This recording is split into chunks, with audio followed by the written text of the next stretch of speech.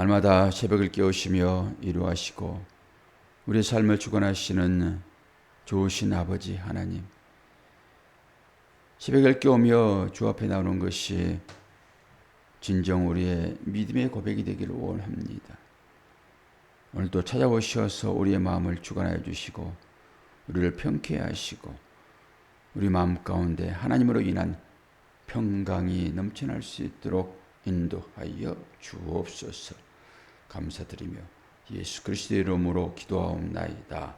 아멘. 하나님 말씀 욥기서 17장입니다.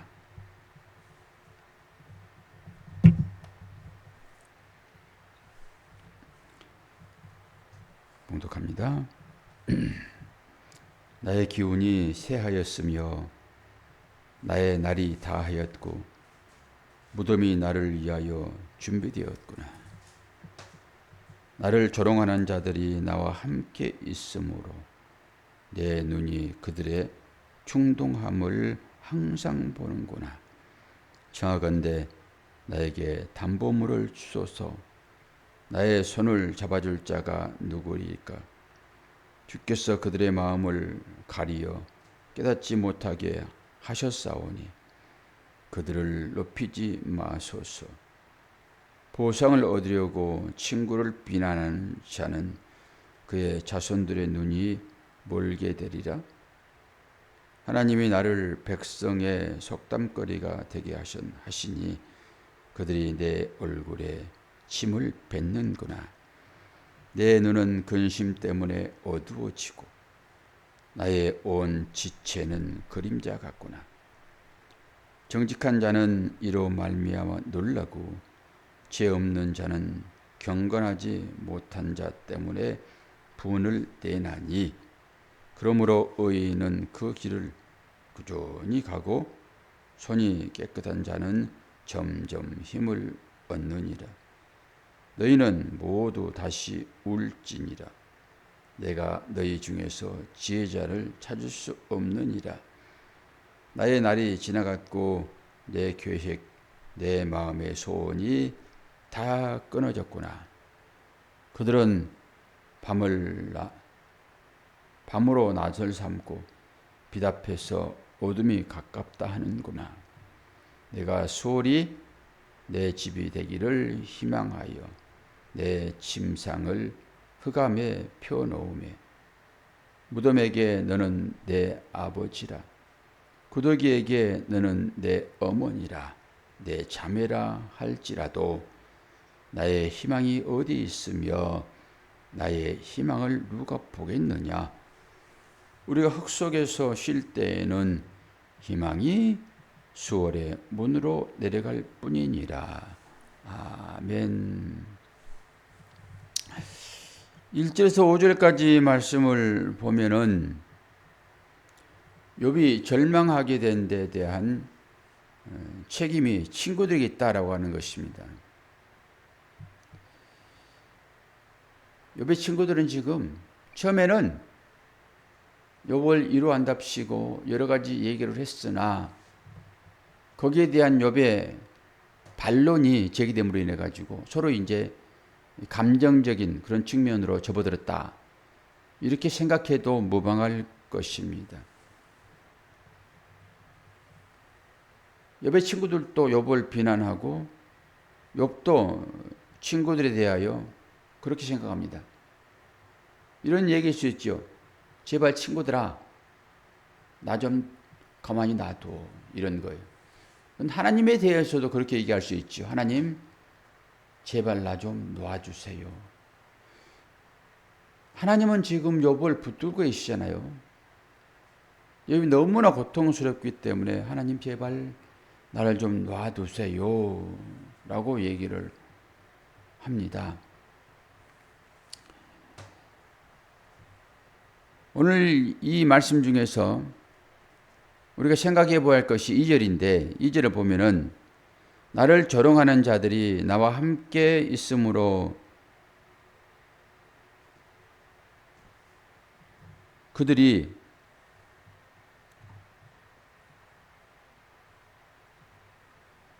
충동함을 항상 보는구나. 이 얘기는 뭐예요? 그들이 나와 다투어 내 눈을 잠들지 못하게 하는구나. 이렇게 말을 바꿔도 됩니다. 욥의 심정은 지금 죽고 싶은 것이죠. 모든 것을 다 놓고 싶은 심정인 것입니다. 그런데 친구들이 계속 말을 겁니다. 말을 걸면서 힘들게 하니까 그런 얘기를 하는 거예요. 그들이 나와 다투어 내 눈을 잠들지 못하게 하는구나. 잠이라고 하는 것은 죽음을 매라포하고 있습니다. 잠잔다라고 하는 것은 죽는다, 이런 의미가 거기에 깃들어 있지요. 우리도 이렇게 새벽을 깨우는 것은 어젯밤에 잠들었잖아요. 잠들고 나서 아침에 새벽에 이렇게 일어나는 것은 특별한 하나님의 은혜입니다. 잠들고 나서 내가 일어나야지라고 기운을 차리는 사람이 있을까요? 깨지는 거예요. 그게 하나님의 은혜라고 하는 것이잖아요. 아무리 육체가 피곤해도 그냥 하룻밤 대여섯 시간, 7, 8시간 자고 나면은 이 몸이 회복되는 것을 제가 요즘 깨닫습니다. 어제도 일이 좀 빡세가지고 이제 파김치가 되고 이 고관절이 제가 약한데 누적되니까 어제는 엄청나게 아프더라고요. 아플 때마다 식은 땀이 쫙쫙 흐르면서 힘이 쭉쭉 빠지죠. 아마 그런 경험들을 여러분 하실 것입니다. 일반적일 때도 힘이 쭉 빠는 경우가 있잖아요. 그때 이제 당 떨어진다 그래가지고 뭐 초콜릿 하나를 먹는다든지 우유 한 잔을 마신다든지 뭐 커피 한 잔을 먹는다든지 그러면은 샘이 돋잖아요. 기적적으로 신기하게. 우리가 아침에 이렇게 새벽을 깨우는 것도 특별하신 하나님의 은총이에요. 하나님께서 깨우지 않으면은 그대로 잠은 지속될 거잖아요. 영원히 잠 가운데 들어있죠. 이걸 사망이라고 하죠. 사망. 이걸 수월에 잠든다라고 하는 얘기도 되는 것이고, 하나님께서 깨우시잖아요. 흔들어 깨우시잖아요. 흔들어 깨울 때가 있었죠. 베드로가 감옥에 갇혔을 때 옆구리를 차면서 그냥 흔들어 깨우잖아요. 내가 문 열었다. 문 열었다. 나가라. 감옥은 지옥입니다. 거기에서 하나님께서 흔들어 깨우셔서 베드로를 탈출시키시잖아요. 그와 마찬가지로 저와 여러분도 이 새벽에 이렇게 일어났다라고 하는 것은 하나님께서 잠 가운데 있는, 죽음 가운데 있는 우리를 흔들어 깨우셔서 말씀, 즉 생기, 생명의 호흡, 이것을 주시는 거예요. 근데 그걸 먹고 마시고 하루를 시작합니다. 또 세상 가운데 살아가면서 얼마나 또 치열하게 삶을 살아갑니까? 그 삶인 것이죠. 근데 욥이 친구들에 의해서 이렇게 고난을 당하고 있는데 이제 욥이 얘기를 하지요. 나에게 하나님 담보물이 되어 주시기를 바랍니다. 담보물. 그건 뭐예요? 나의 증인이 되어 주십시오. 나는 소망이 없습니다. 이제 기도하고 있는 거잖아요. 그리고 욥이 친구들이 욥을 괴롭히고 차라리 가만히 놔두면 좋겠는데 계속 옆구리를 찌르잖아요. 얼마나 그게 가시가 같겠습니까? 그러니까 욥이 지금 친구들을 고발하는 그런 의미가 있어요. 나의 증인이 되어 주십시오. 주님만이 나의 증인이십니다. 주님은 나를 잘 알지 않습니까? 내가 친구들에게 고발당할 만큼 그런 잘못을 저질렀습니까? 친구들은 잘못이 드러나지 않으니까 네가 범죄하지 않는 것까지 네 속에 있어서 지금 네가 당하는 그것은 바로 결과로 나타나는 것이다 라고 계속 얘기를 하는 거나 마찬가지니까 거기에 대한 보증으로 하나님 아시잖아요. 하나님만이 내 마음을 아시잖아요. 이런 얘기를 지금 하고 있다라고 보면 되는 것입니다. 그리고 5절을 보게 되면은 어떤 말씀이 있습니까? 보상을 얻으려고 친구들을 비난하는 자는 그의 자손들이 눈을 멀게 되리라. 이거는 지금 속담입니다. 속담을 지금 차용하는 거예요. 이런 거죠. 노획물을 얻으려고 친구들을 불렀는데 그 자녀들은 하나도 얻지 못한다. 이런 것입니다. 아니, 노획물이라고 하는 것은 내가 전투에서 승리하는 거잖아요. 그러면은 그 몫은 자녀에게 돌아가는 거 맞잖아요. 자녀에게. 내가 수고함으로 인해 가지고 얻은 노획물이니까. 근데 노획물을 나누려고 친구들을 불렀는데 자녀에게는 그것이 하나도 돌아가지 않는다. 이 속담을 지금 하는 거예요. 이 속담을. 욥의 그 처절한 심정을 얘기하고 있다라고 얘기를 생각을 하면 됩니다. 그러면서 6절에서 8절을 보면은 욥은 모든 사람들이 자신을 비웃고 싫어한다라고 생각을 해요. 6절, 8절. 그리고 10절에서 16절까지 욥이 생각하고 기도하고 하는 모든 것들이 다 수포로 돌아오고 만다라고 생각을 합니다. 그리고 나서 욥의 유일한 희망과 꿈이 뭡니까? 자기 집이죠. 자기 집. 자기 집. 그리고 가족. 우리 모두에게도 똑같죠? 우리에게도 유일한 기쁨과 소망이 뭐냐라고 물어본다 하게 되면은 가족이죠. 집이지요.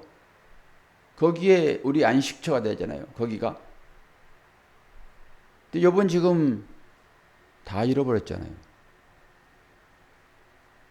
친구들은 전부 제 결과로 그런 일이 있었다라고 욥을 계속 책망을 하고 있으니까 욥도 모든 소망을 다 잃어버렸습니다.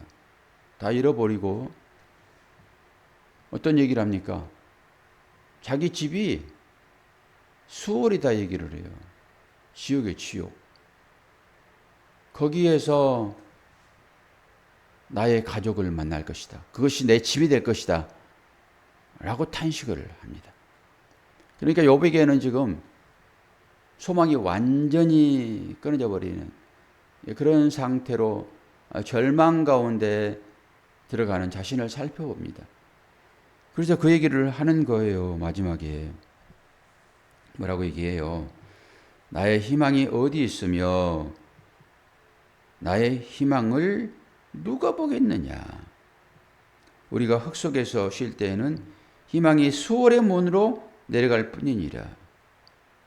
그리고 13절, 14절 봐도 내가 수월이 내 집이 되기를 희망하여 내 침상을 흑암에 펴놓으며 무덤에게 너는 내 아버지라 구더기에게 너는 내 어머니 내 자매라 할지라 이렇게 얘기하죠. 소망이 완전히 끊어져 버리고 자기는 이제 지옥으로 떨어진 것 같은 그런 절망 가운데 욥이 처해 있습니다. 욥이 얼마나 힘들면은 이런 생각들을 하겠냐고요. 절친인 자기를 위로해주고 자기의 뜻을 따라서 함께해야 할 그런 가까운 친구라고 하게 되면 제일 가까운 사람이 있잖아요. 친구가 와가지고 지금 욥의 그 부스러기를 그 상처난 것들을 지금 해주고 있잖아요. 그 욥은 완전히 절망 가운데 빠질 수밖에 없지요. 오늘 이 말씀을 통해 가지고 저와 여러분은 삶 가운데 어떤 행동으로 어떤 말로 우리의 부모, 우리의 자녀, 우리의 형제들에 대하여 행동을 하고 있습니까? 라는 질문이죠. 더 나아가 이웃에게까지 우리는 사실 정의라고 하는 그걸 가지고 쉽게 판단하죠. 그래서 잘못한 자들에 대하여 얼마나 많이 고소를 합니까? 사실 잘못을 해보면은 잘못을 한 자는 자기가 무엇을 잘못했는지 압니다.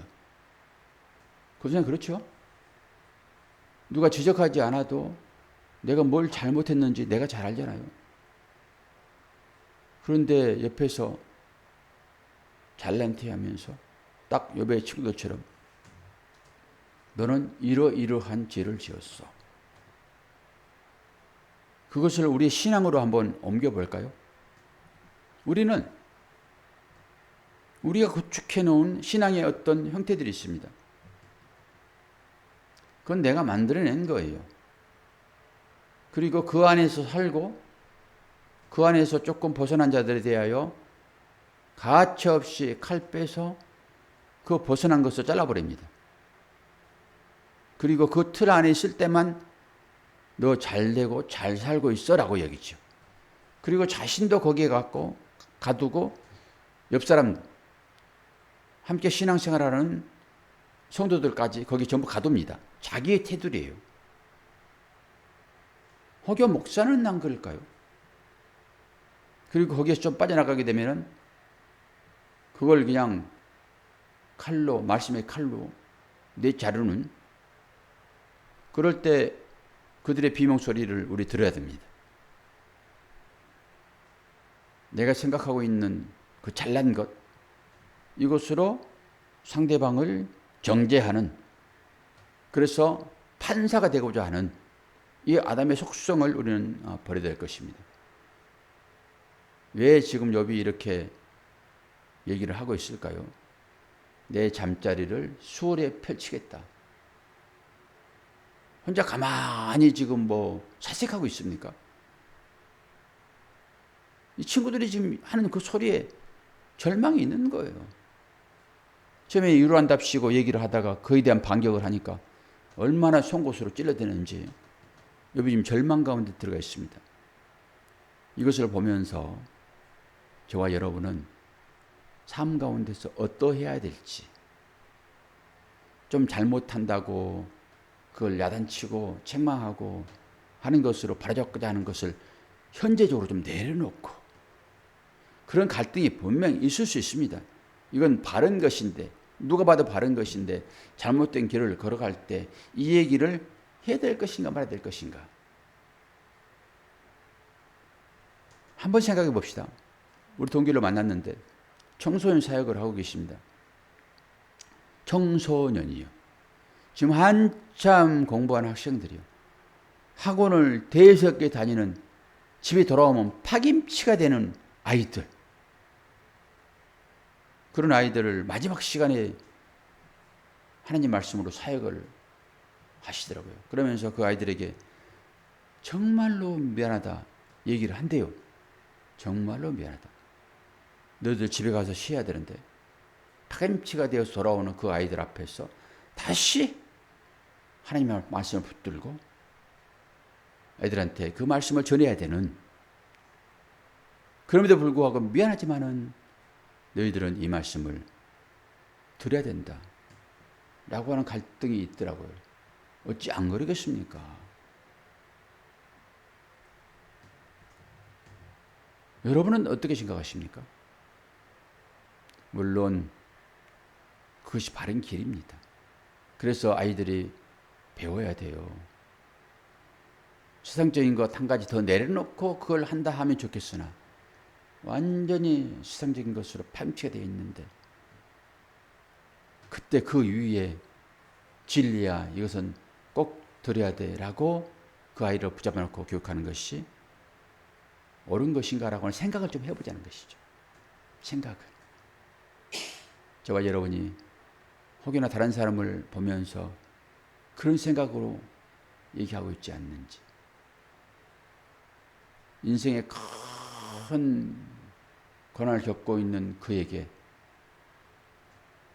자꾸 신앙생활을 재촉하면서 이거 하지 않으면은 너 구원받지 못해,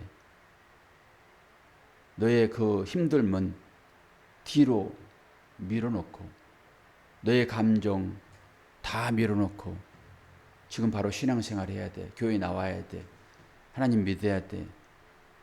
라고 얘기하는 것이 옳은 것인지 옳습니다.